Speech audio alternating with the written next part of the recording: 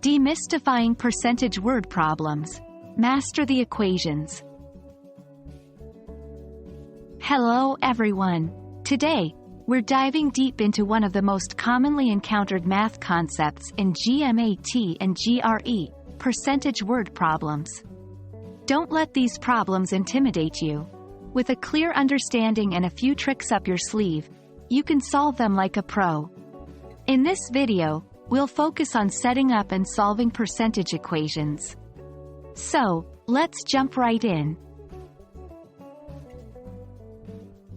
At its core, a percentage is simply a fraction out of 100. It tells us how much of something exists compared to a total of 100 units.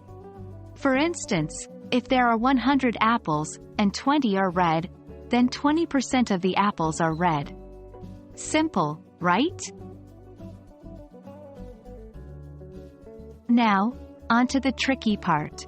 How do we set up equations to solve percentage problems? 1. Identify the whole. First, figure out what represents the 100% in the problem. Is it the total number of items, the initial amount of money, or some other quantity? 2. Identify the part. This is the portion of the whole you're trying to determine. It can be a percentage, like finding 15% of a number, or an amount, like when you know the percentage and need to find the actual amount. The general formula is whole times percentage equals part, text BF, whole, times text BF percentage equals text BF part, whole times percentage equals part.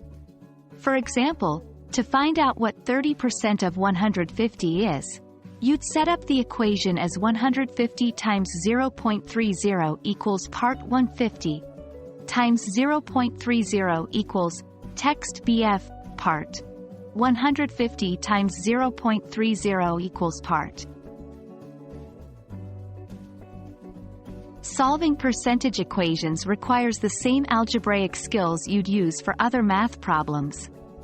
1. Isolate the variable. If you're trying to determine a missing percentage or a missing part, you'll need to isolate that variable. 2. Use inverse operations. For instance, if the problem involves multiplication, you'd use division to solve for the variable. Here's an example. Suppose you're told that 60 is 20% of a number and you're asked to find the number. Using the formula from section 2, you'd set up the equation as whole times 0.20 equals 60, text BF, whole, times 0.20 equals 60 whole times 0.20 equals 60. Then, you divide both sides by 0.20 to solve for the whole. The best way to become a pro at these problems is practice. Try out a variety of problems and get comfortable setting up and solving the equations. Remember to always check your answers to ensure they make sense in the context of the problem. There you have it, a step-by-step approach to tackling percentage word problems on the GMAT and GRE. We hope this breakdown has demystified the process for you. With practice and patience, you'll find these problems becoming second nature.